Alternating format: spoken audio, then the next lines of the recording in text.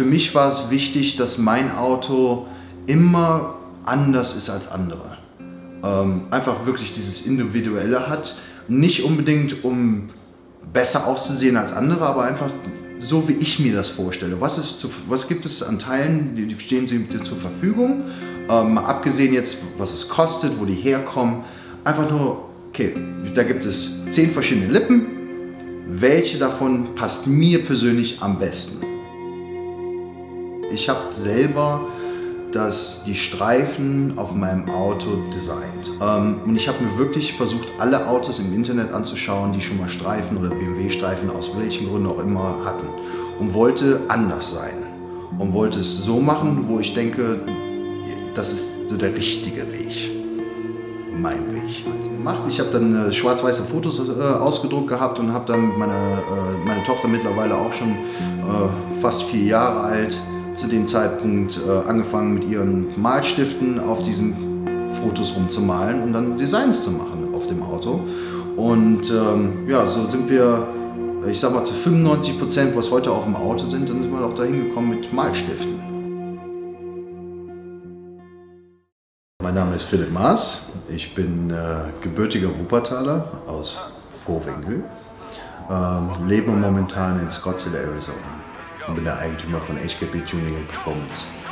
Ich würde am liebsten sagen 27, aber leider bin ich schon fast 42. Ich fahre einen 2015 BMW M3.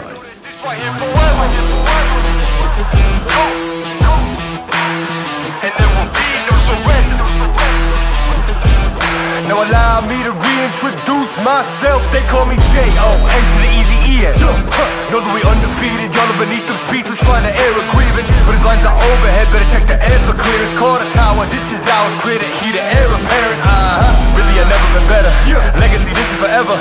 All the more times I've been severed. I'm raising the bar. You can go ahead and measure. Think about time for a toast. Time that we welcome to go. Yo, we're just leaving. I think about time that somebody go get on their coat. You know I got all that anthem. Come back. Ain't what you call that add-on. Got anthems and bands with masters. Getting them right like my name was Miranda. I ain't bigger dead than alive. I ain't bigger dead than alive. One more time. This is forever. Remember the legend. He never gonna die. Ich bin eigentlich kein sozialen Medientyp und hatte auch vor ein paar Jahren überhaupt gar keine sozialen Medien, also kein Facebook, MySpace oder wie sie alle hießen. Ne? Ich habe aber dann, als ich das Auto gekauft habe und angefangen habe, auch nach Teilen zu suchen, obwohl ich ja eigentlich gesagt habe, ich bin fertig, ich werde jetzt nicht mehr irgendwas an diesem Auto umbauen. Ich wollte einfach nur das Auto fahren, weil es war so schön, wie ich es bekommen habe. Habe ich dann ein paar Leute kennengelernt, durch dass ich gegoogelt habe, irgendwelche Teile gesehen habe. So sozial, da waren dann Instagram-Accounts, die auch lokal waren. Die Jungs habe ich dann kennengelernt in der Arizona-Gegend. Und das hat mich dann motiviert, einen Instagram-Account zu machen und dementsprechend musste ich dann herausfinden, was ist denn mein Instagram-Handle. Und ja, ich hatte ein weißes Auto und ja, dann war es halt schwarz-weiß. Ja, was ist dein Instagram-Handle? Dann mal ein bisschen nachgeguckt, ja, Mama Stormtrooper. Das hat dann wirklich so, das war ein Take-off an den sozialen Medien, aber war schön zu der Zeit, aber war nicht wirklich, wo ich dann hinterher gesagt habe, okay, das ist das Auto, wie ich es mir vorstelle heute. Und ich bin ein Typ, der schon in den 80ern aufgewachsen ist. Das heißt, ich habe dann auch so diese 80er Fernsehreportagen noch im Kopf, Leute Rennen gefahren sind. Und das war dann halt weiß mit dem BMW-Streifen. Ja? Und da gibt es halt diesen 72er 3.0 CSL BMW von Stütze Stork zum Beispiel, also war jetzt einer von den Fahrern, die auch in den USA gegangen sind, um diesen Wagen zu fahren. Und dieses Design und das Auto an sich hat mich so fasziniert. Aber immer dieses Weiße mit den BMW-Streifen. Und ja, dann habe ich angefangen in meinem Kopf über die letzten 1,5 Jahre wirklich mal zu schauen, wie können wir das machen auf meinem Auto. Und ich hatte aus welchem Grund auch immer wobei ich glaube, der originale 3.0 CSL hatte schwarze Felgen. Da gibt es aber auch eine andere Rennversion, wo sie dann goldene, ich glaube BBS-Felgen drauf hatten in den 70ern und Anfang der 80er Jahre. Und da habe ich gedacht, das sieht super aus und da müssen wir das selber machen. Und ja, so habe ich dann angefangen, dieses Jahr, also 2019, das Auto umzubauen. Da gab es dann die Möglichkeit mit Anarchy Wheels, die hatten ein Retro-Design, das sie letztes Jahr in SEMA, also genau vor einem Jahr vorgestellt haben. Und das Retro-Design, was sie vorgestellt haben für die Anarchy RS3-Felge, war auch mit diesem Copper, also Kupfer heißt das ja auf Deutsch, ne? Kupferfelgen, ne?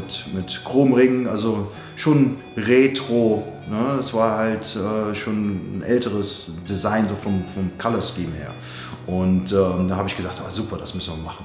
Die Räder im Copper, ich will gar nichts ändern daran. Das passt wirklich da drauf, das sieht aus wie der CSL. Jetzt müssen wir natürlich noch die Streifen machen und. Und das ist so, wo ich heute bin mit dem Auto. Das waren dann, ich glaube, 12 Stunden anpassen. Ne? Tray und Diffuser hoch an der Bühne, anpassen, schneiden, ne, Dremel und wieder runter, hoch, runter für 12 Stunden.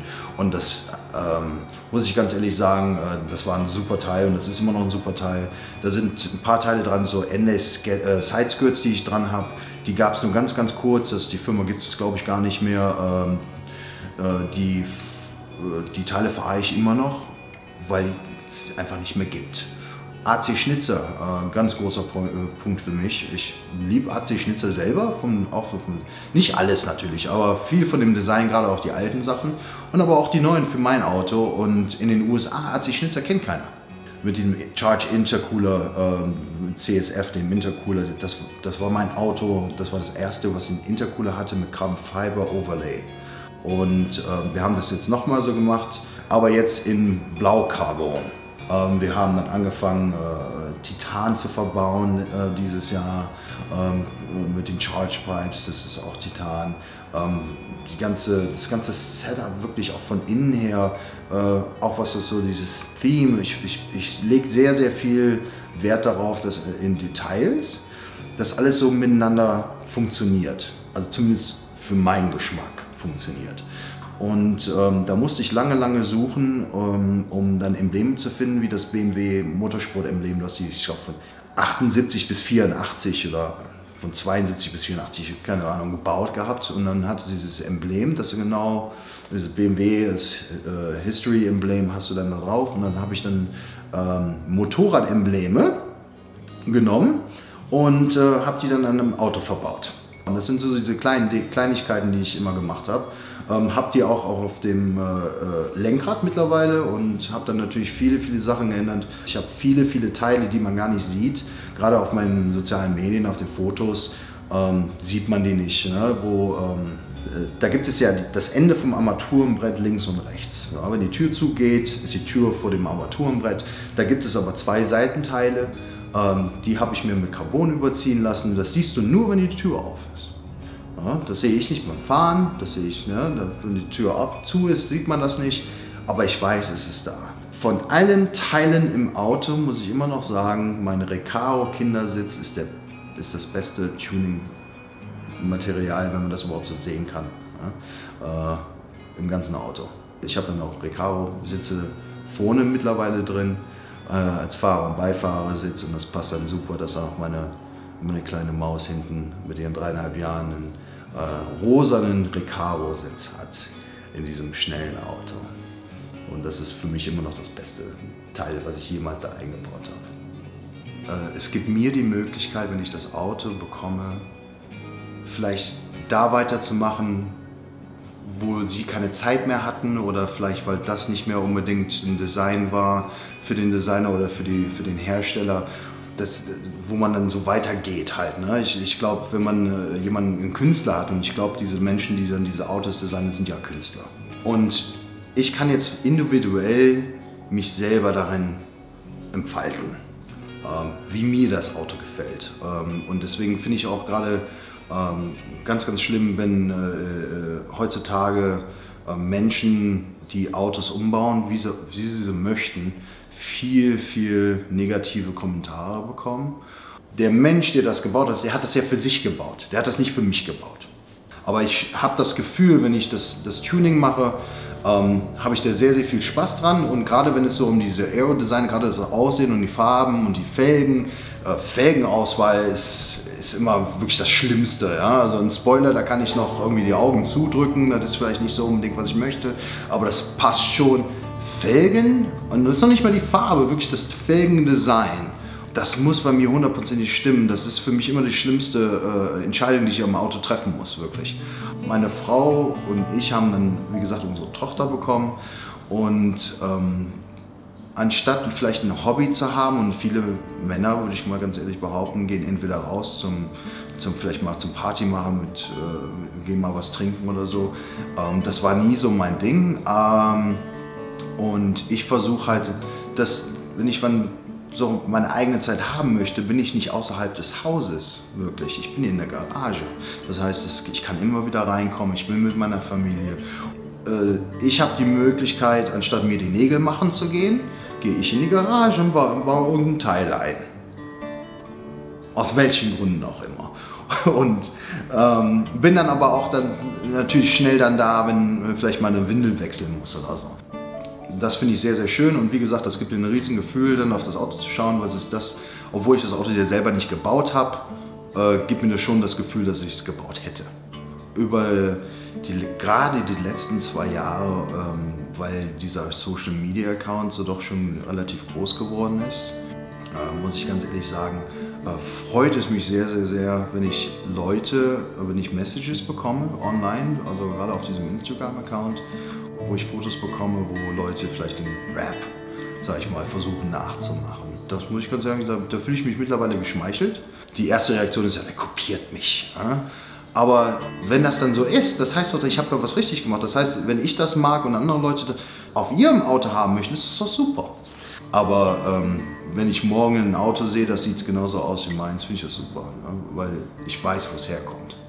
Und ich glaube, da gibt es gar nichts, also gerade für so jemand, der nicht wirklich in der Industrie, ich bin nicht im Fernsehen, ich bin ja wirklich niemand, wo dann Leute sagen, ich möchte das, was der Philipp gemacht hat. Ja, der kleine Philipp aus Wuppertal-Vohwinkel, der heute mittlerweile in Scottsdale, Arizona lebt.